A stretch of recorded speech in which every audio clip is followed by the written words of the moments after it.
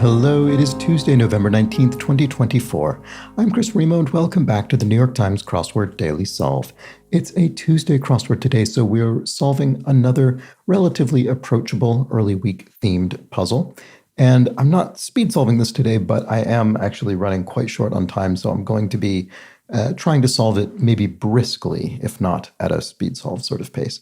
And today's brisk edition of the Daily Solve has been brought to us by Pascal Portalance, Matthew Drake, and, as always, the indomitable Showmaster, the indefinable Charlie Paget, and the inexplicable Chris Ward. Thank you so much to the five of them, benefactors of the Daily Solve Patreon campaign, for their generous support. They do keep this channel going, and for that, I'm very grateful. Thank you to those five and to everybody who supports the channel at any level via Patreon. If you'd like to do so, you can head to patreon.com/dailysolve or click the description field link where you'll find the bonus videos available to patrons, and for benefactors like those I just mentioned, the official Let's Check the Crosses Daily Solve mug, which I must remember to show on screen occasionally. In any case, thanks so much to everybody who supports the channel in that way, and thanks as well if you subscribe on YouTube. That is a big help as well. Finally, you can also join the Daily Solve Discord chat server, a nice friendly chat community linked in the description field. And now let's get on to today's Tuesday-themed crossword by Eric Agard, a very experienced New York Times crossword constructor with nearly 80 puzzles to his name. It was edited once again by Joel Faliano. It's a Tuesday puzzle, so it will have a theme. Let's start solving and see how we get on. Auctioneer's mallet is a gavel. I think it's called a gavel. It's a gavel in the case of a judge. I assume it's the same in the case of an auctioneer. Piece of equipment that might read tighten until click. A gas cap, maybe, on a car? Seems plausible. Keep hope alive is a common phrase, so there we have that. And they're set to go off. Oh, alarms. You set an alarm, and then the alarm goes off. I remember when I was young, I always found the phrase "the alarm going off" to be so strange, because the alarm goes off, but then you also sort of turn it off. So you're kind of changing it from an off state to an off state. But anyway, language is funny. The Walking Dead channel must be AMC. And actress Blank A. Fox of Set It Off. I don't think I know Set It Off, but Vivica A. Fox I'm familiar with, so there we go. And helpful ads in brief could be PSAs, public service announcements. Steady. Something steady could be described as even. It's on an even keel. It's steady. And like content that causes secondhand embarrassment. So traditionally, this would have been, I think, cringy or cringe-inducing, but in recent years, cringe has itself become an adjective, whereas that would have been a noun prior to maybe, 10 years ago or so. So I'm wondering, I'm betting that's the answer, but we'll check the crosses and see. To stop holding on is to let go. And if one made a safe bet, I don't know, actually, offhand what that is. What about this? To find a way to avert disaster, to save the day, maybe? It's being highlighted by 62. Should we look at that and just see what it's about? 62A says, what 17 and 38 across combine to form? Save the day. I don't know. Yeah, I don't have any guesses about that, unfortunately. Okay, we'll just keep solving. Hugh Granter, question mark. A die might grant, so it's obviously alluding to the actor Hugh Grant, but the answer has nothing to do with that. I'm guessing this means hue in the sense of maybe coloring your hair a particular color, you dye it that color. Let's see if that works. Faucet fault could be a drip from a faucet on a sink.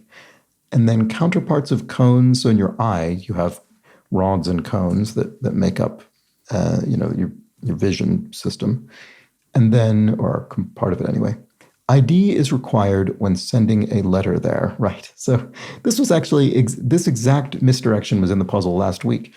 So ID in this case is not representing identification. It took me a while last time to notice this, but I've been primed, thanks to that previous puzzle, to identify this not as identification, but rather Idaho, the state abbreviation for the U.S. state of Idaho.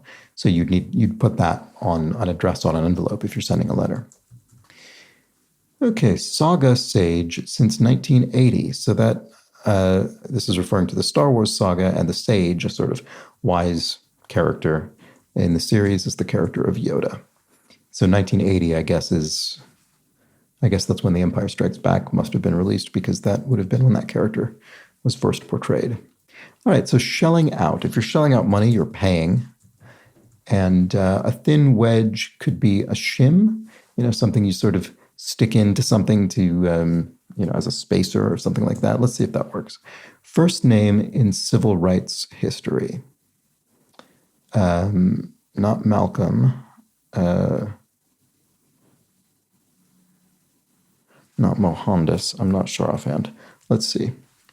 Because someone challenged you to on a dare. And we haven't looked at this actually. If something's out of the ordinary, it's odd. So if one made a safe bet, one hedged. So if you make a sort of safer choice rather than taking as much of a risk, you kind of hedge your bets a bit. Cry of frustration could be probably gah. Gah. You might cry. Game of throws. It's obviously alluding to Game of Thrones, but that has nothing to do with the answer, presumably. What game involved? Oh, darts. Yes, of course. Darts is a game of literally throwing things. Okay, if something's having multiple levels, it's tiered. There we go. And How Stella Got Her Groove Back is the name of a film. So that'll be the answer there. Head over heels in love, I suppose? Yeah, could be the answer. Let's try it and see. Blank we, shall we, you might ask. Shall we finish this crossword? Have a sleepover is spend the night. Okay, oh, right. So we have save the day, spend the night. Oh, that's funny. So what is that?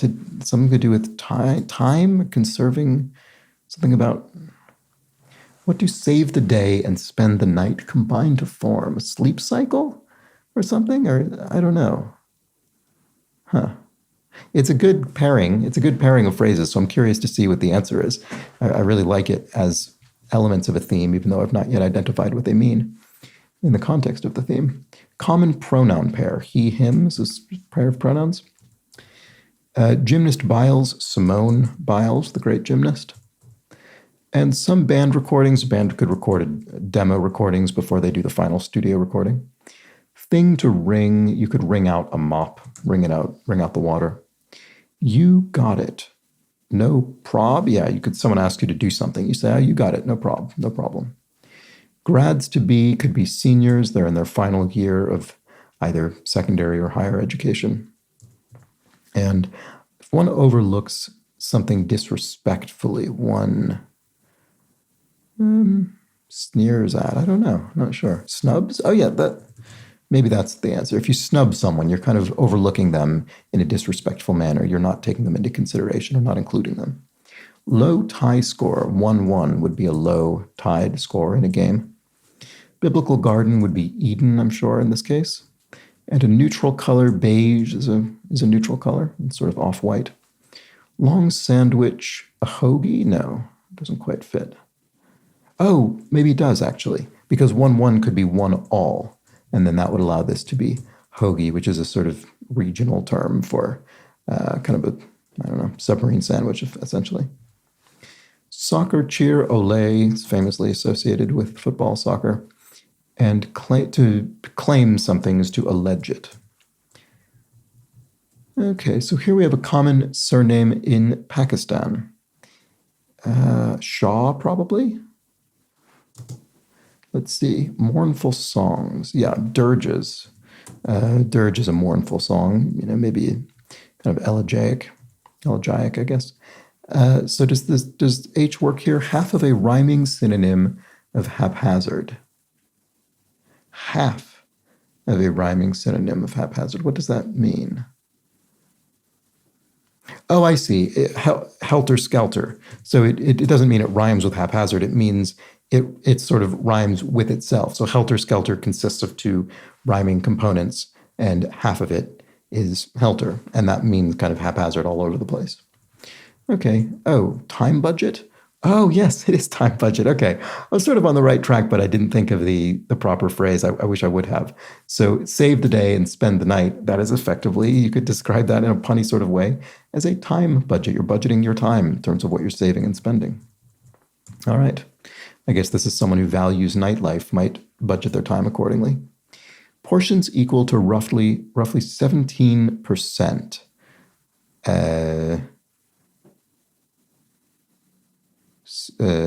Sixths.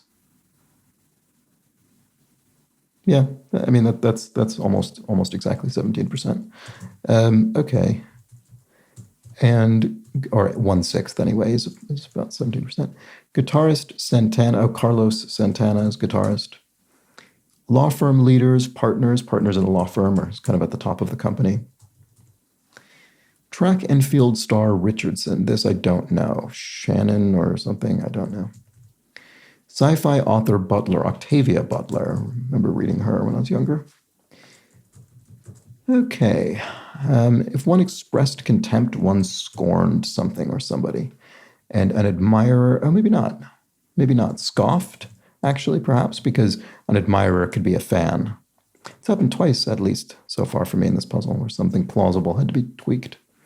So, oh, right, this is the track and field star that I didn't know. So what about this? Gratis. Something gratis is free.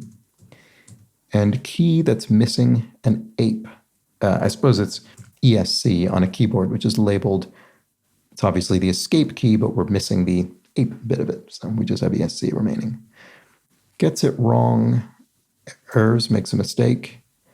And disc golf. So this is Sha'Carri Richardson. Oh, that sounds vaguely familiar. I probably heard that name during the Olympics this year, maybe.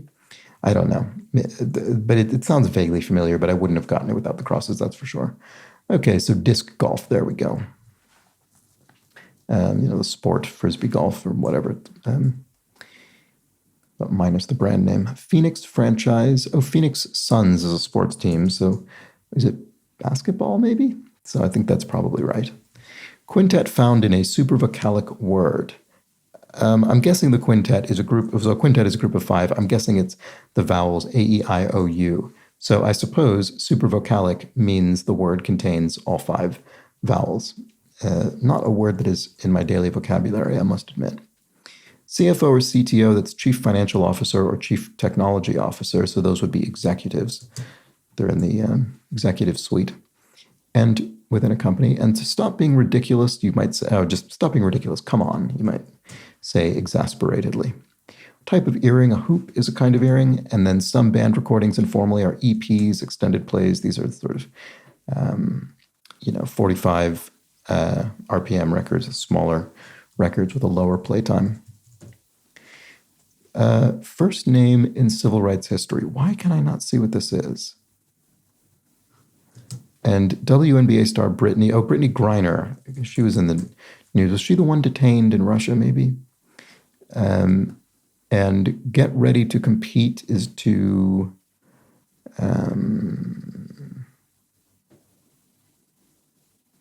I can't think what that is. Prime? I don't know. That's not right.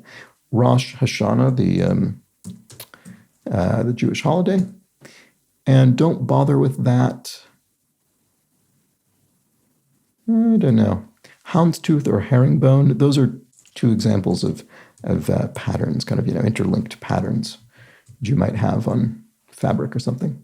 Something dipped in a party dip. You could dip a chip in dip. And head over heels, you're maybe gaga. Oh, right, we had head over heels. And I guess it was it in love? Yes, it was. It was over here, head over heels, yep. So here we have gaga, okay. 2 different applications in that phrase. And then movie-making tech, CGI, computer-generated imagery. And who is it, you might ask? Don't bother with that. I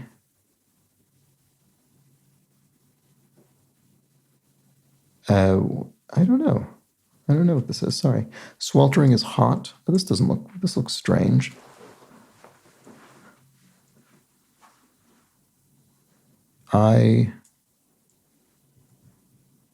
Ignore it. Oh, it's not who is it. It's who isn't. Oh, wow, right. Okay. Whoops. Shouldn't have been so certain about that. So don't bother with that. Ignore it, you might say. And then to get ready to compete is to train. There we go. Oh, it's Martin Luther King. Okay. I think that's one of those cases where Martin Luther King is so obvious as a first name in civil rights history that I didn't even, somehow it sort of went beyond obvious into not even coming to mind. I don't know how that works, but it feels like what happened. Anyway, to get ready to compete is obviously to train. So there we go. That was the Tuesday crossword. There we go. Maybe not the briskest solve in the world, but anyway, did it in a 13 minutes or so. And we have our time budget theme, a very simple theme, very few components, but it's a Tuesday crossword. It's an early week crossword, so we don't need it to be all that complicated. And I think it easily compensates for being fairly sort of thin in quantity with, I think, very high quality, just in the sense that save the day, spend the night, time budget, that's just very solid. And also save the day and time budget are symmetrically disposed and as a result of that of equal length, which is a nice find as well. So we have these three components of the theme, they're nicely arranged in the grid relative to one another. And it's just very clean. It's very clean, very linguistically solid. Save the day, spend the night, time budget. That's a great combination of phrases. And that's all we've got. That's the Tuesday puzzle. Hope you enjoyed it. And it respected my own time budget that I have right now, which is that I couldn't spend too long on this video. So I'm wrapping it up. I'll be back tomorrow with the midweek, mid-difficulty Wednesday crossword. So do join me for that. But until then, please do have an excellent remainder of your Tuesday. Take care.